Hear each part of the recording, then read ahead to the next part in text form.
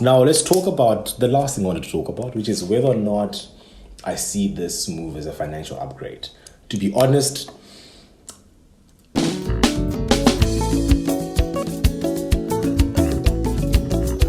what's up guys, Tino here. Today we are talking about money.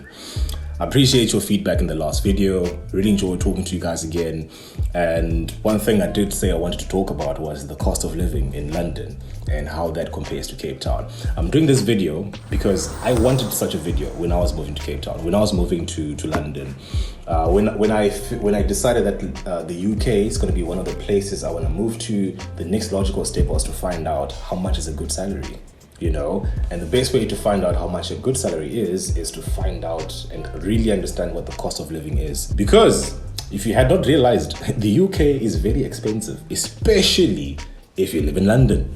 I've got two apps open on my phone. First app is called 227. This is a South African app that you can use to connect your bank accounts.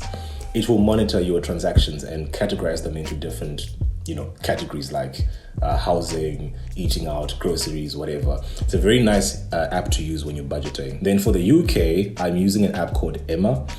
Does the same thing. You can connect multiple bank accounts and just track your expenses and also your net worth and all that good stuff. So like these two apps made it very easy for me to compare cost of living, because you can actually see how you are spending your money. So I'm gonna start off with the obvious expense, which is housing. Rentals. So I rent in London. I rent a 2-bedroom apartment in an area called Barking, and I pay £1,300 per month for rent. So zone 4 Barking, that is about 15 minutes to work from door to door. If I use the other office that I have, the main office, Amazon offices, it's actually more like 35 minutes or 40 minutes, which is really good. If you stay within an hour from work in London, you live in a good place, trust me. Now, here's the first shocker. So back in South Africa, when you pay rent, that's pretty much it. In London, if you pay rent, you also have to pay council tax. You have to pay council tax on top of your rent, which is something I wasn't used to, because in South Africa, council taxes are paid by the landlord. So when you hear 1.3 for rent, you have to add council tax on top of that. And my council taxes add up to £126 per month. So that means my rent is technically £1,426, which is, Anyways, compare that to Cape Town, where my mortgage, because I actually bought an apartment during COVID, when interest rates were so good until they just started hiking them up again. But anyways, my mortgage in London, in Cape Town, was 10,548 rands. Actually, not was, it is, because I'm still paying for it. Back when I first bought it, it was around £7,500, and this is for an apartment.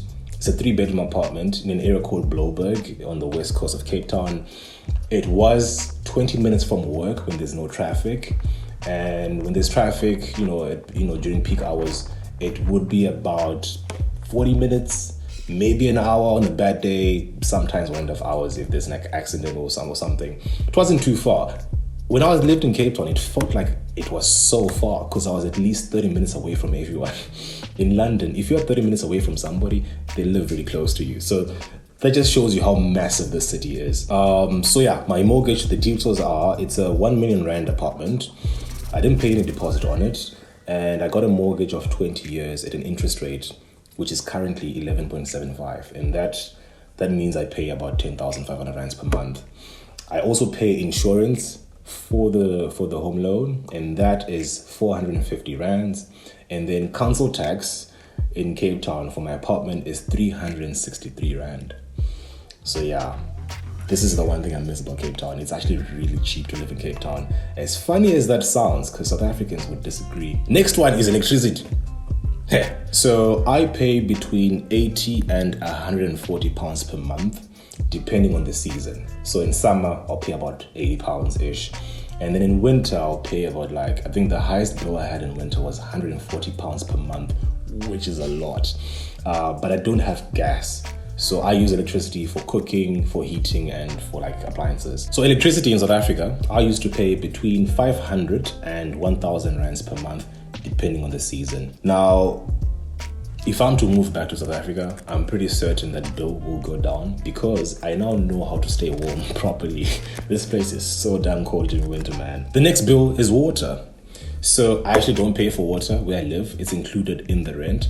But from a lot of friends I've spoken to, water they usually pay like £50 per month for water, which sounds like quite a bit actually. But in Cape Town, I used to pay like 200 rands per month. It really wasn't much. So yeah, that's water. Next up is internet. Whew. Yeah, this was a big disappointment, eh? You'd think that coming to a first world country means decent internet access, but yeah, it's not the case here actually. So I pay, it is cheap though, which is a good thing, but it's not consistent, and fiber isn't as readily available as it is in Cape Town, which was a bit of a shocker for me. So I pay £30 per month for what they call VDSL or something. It's like ADSL. It's like a blend between fiber and ADSL. So it's not like quite full fiber.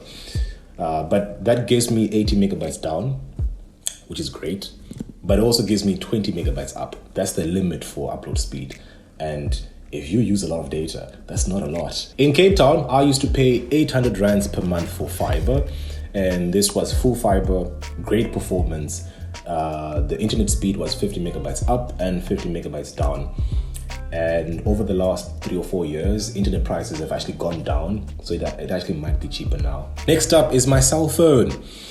So I'm on a 24-month contract for airtime, and I pay £42 per month for that contract. It's unlimited data, unlimited calls, unlimited texts, and I also get 25 gigabytes roaming when I leave the UK. When I'm in the EU, most EU countries and a lot of the Western countries, I can roam without any extra charges, and I'll get 25 gigabytes of data, which is really cool. I've never run out of that when I travel. In South Africa, I used to pay about 500 rands per month for 50 gigabytes and 200 minutes, which the minutes are kind of useless because like who calls on mobile these days? But the data was just so sad. Now, if you do purchase data bundles, it can be a lot cheaper. So this 500 rands, I probably was getting scammed, to be honest, but it can be better. Generally, it is expensive though. Then for my cell phone itself, in London, in the UK, I pay £51 per month for a 3-year contract. No interest, which is pretty cool. And my phone is an iPhone 14 Pro Max with 1 terabyte. In South Africa, I didn't have a contract when I left. The last contract I had was my iPhone 8 Plus, which was the most expensive back then. And that was 800 rands per month. But right now, if I was to get the same phone I have right now, the iPhone 14 Pro Max, over 3 years, it would cost me 1,500 rands per month for the phone, which is a lot. It's actually not that different if you convert it into pounds, but when you compare it to your income, it's actually quite ridiculous. But we'll discuss that in a bit more detail at the end of the video. But that's how much I pay for my cell phone. Next up is home insurance, because you gotta insure your shit in the house, eh? So, well, not home insurance, but insurance in general. So I have 3 types of insurance. I have travel insurance, which I pay monthly, and that's £6.60 per month, which is pretty cool. So this covers any travel around the world. Then I pay £23 per month for household insurance. It insures everything in the house. And I actually want to extend this to insure my gadgets when I leave the house. Not my gadgets, when I leave the house with something that's not insured by other things. And the last insurance I have is for gadgets, and I pay £12 per month to insure my gadgets. I love this one here because it insures all my gadgets. So laptop, camera, cell phone, any gadgets I have, it's all covered, which is a really good deal. Because in South Africa, I used to pay 215 rands per month for household insurance, which is actually a pretty good deal. And then for my camera gear alone, I used to pay 600. Whew. Was I paying that much? Damn, that's a lot. Anyways, I was paying 600 rands a month to insure my camera gear. This is all my gear, and I have quite a bit. I think it's all worth about 100,000 rands when I made this like insurance policy thing. I didn't insure my phone in South Africa because it was just way too expensive. The quotes I was getting were like 500 rands a month to insure my phone. I was just like, dude, I was paying 800 rands per month for my phone. Why would I pay more than half of that to insure it? It just didn't make any sense, you know. That is home insurance. Next up is food and groceries. Y'all will know that I hate cooking. But if you move to London, you're gonna have to love cooking because holy shit, eating out here is ridiculous. When you go out in London, you should be ready to spend at least £50 just for leaving the house. Anyways, for groceries, I spend about £340 per month on average. And then for eating out, so my average for that is £150 per month, which is pretty decent. So this figure here is a bit, deceiving. On a good month, it can be like 15-20 pounds because it can be a cheap boy, eh? And then on a nasty month, that can be as high. I think the highest month I have here is actually... Anyways, in South Africa, I used to average 3,000 rands per month for groceries. Sometimes it's more, sometimes it's less. And then for eating out, it was also about 3,000 rands per month. In South Africa, I just used to order food like at least 4 or 5 times a week because I just hated cooking. And food in South Africa, in Cape Town, is cheap enough for you to actually eat out a lot. Thinking back, I really should have eaten out a lot more. Next up is transport. Yeah, this one was also a bit of a shocker. Transport here is quite expensive, not just London, but like everywhere in the UK. So my average for transport is £135 per month. That could be significantly higher. So I go to the office maybe once a week during most weeks. I'll go to the office maybe once, maybe twice a week. Some weeks are really rough and I have to go to the office every single day. Now, a return journey on the London public transport from home to the office and back is £8.80 because I usually travel at peak hours. If I wasn't traveling at peak, that would be more like £6.50-ish. So it's like £2 cheaper, which adds up really fast. Now in Cape Town, transport-wise, I used to own a car, which was paid off. I didn't have to pay like a monthly, installment for my car because it was bought for like 4,000 or 3,000 US dollars from Japan back when I was still in varsity, and then I stole it from my dad, so I didn't have to pay any monthly installments for my car. I only had to pay insurance for like 350 rands, which didn't cover my car, but it covered other cars if I had an accident with those cars, because in South Africa you can't insure foreign cars. So it was £350 per month for insurance. And fuel-wise, I used to use like a full tank, maybe a full tank and a half per month. And a full tank for my car used to cost around 800-ish pounds, maybe 850. So in a typical month, my transport costs would be about 1,500 to 2,000 rands per month. That doesn't include the car installment, by the way. And then obviously there's annual servicing. My car was very reliable, so I only used to pay like 2,500 rands per service, which was once a year. Now let's add all of that up and actually see in total how much money do I spend to just live in London before. This doesn't even include entertainment-ish, so it's like the base cost of me living in London. So using the calculator, I get about my cost of living in London is about £2,360, £2,360. I did round off a lot of these figures, which that's a lot, but I think it's reasonable for me, to be honest. Then if I do the same for Cape Town, this comes down to 25,400 rands,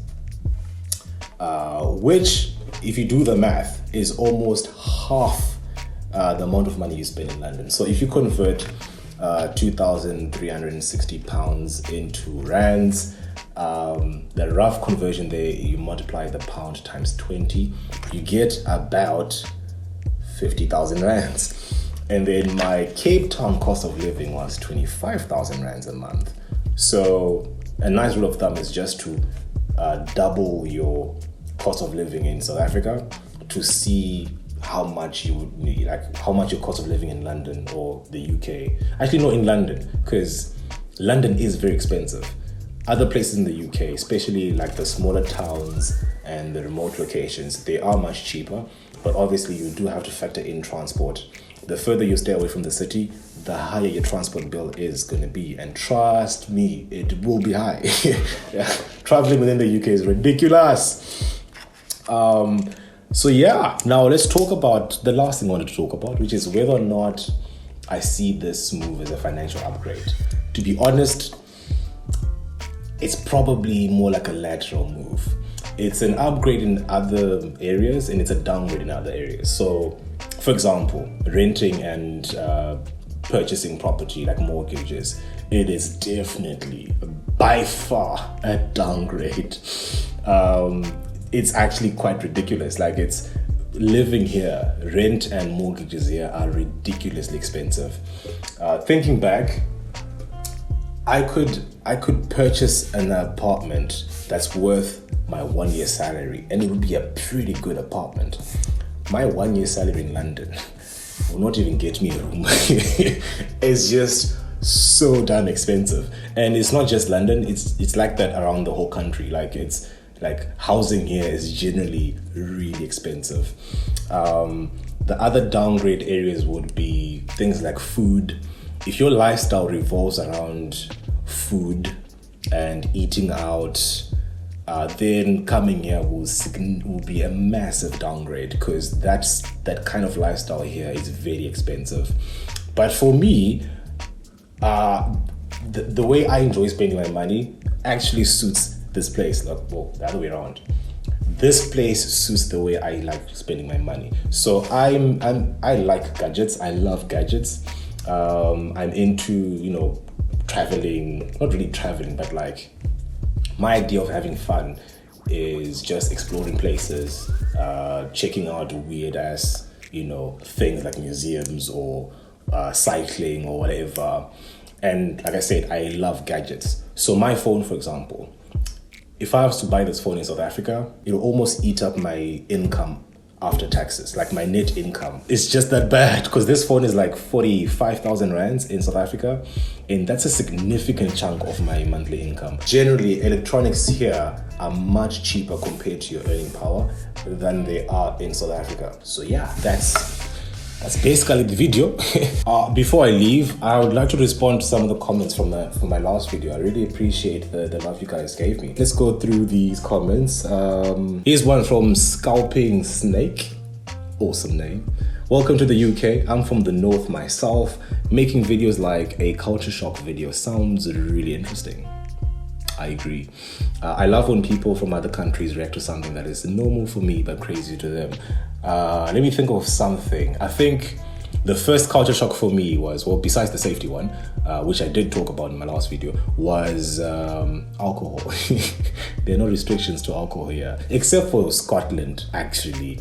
When I went to Scotland, I was kind of surprised they had a curfew for alcohol. But in London, you can purchase alcohol anytime, from anywhere, as long as you find a store that's open, like past midnight, of course. But I remember one of the first nights I got here, I was just tired. I couldn't sleep, probably because of jet lag, and I wanted to grab something to eat. So I went to the nearest 7-Eleven, and I saw Black Label, not Black Label, sorry. What's that whiskey I like? I saw Jack Daniels and, Captain Morgan. I was like, okay, those are probably not for sale. Then I was just curious, like, are those for sale? He was like, yeah, which one do you want? I was like, whoa, are you serious? It's like 11 o'clock, sir. That's a shock. So yeah, that was a bit of a culture shock for me. Here's another one from the Scoop Daily. Your video on applying for a critical skills visa in SA helped me a lot, and I just received my visa last week. Well done. Congratulations, man. That, especially after the last couple of governmental changes. That's a pretty good achievement, man. Well done. Keep up the good work and let us know how we can also move to the UK's IT professionals in another video. I will probably make a video on that. Another video from my Sazita. Tinote Namakombe. Glad to see you back in the scene, Sazi. Yeah, boy. Your videos inspired me to get into cloud computing. Happy to say I'm now a cloud architect. Yeah, boy. I'm also in SA planning my move out of the country. Might also end up in London. Haha. Funny thing is, the list of options you had of countries that you were planning to move to are the same ones as mine. Looking forward to more content. Thanks, man. Really appreciate it. I'm really glad you find my videos useful, and this inspires me to continue making content. So please keep commenting, keep giving those suggestions. I love to hear from you guys. I think that's enough because this video might end up being like 50 minutes. But yeah, thanks a lot. Drop a comment in the comment section. Say hi. Let me know what you'd like to hear more about from me. Let me know what you enjoyed so that I know what to double down on. And I'll see you guys in the next video. Okay. Have a good day.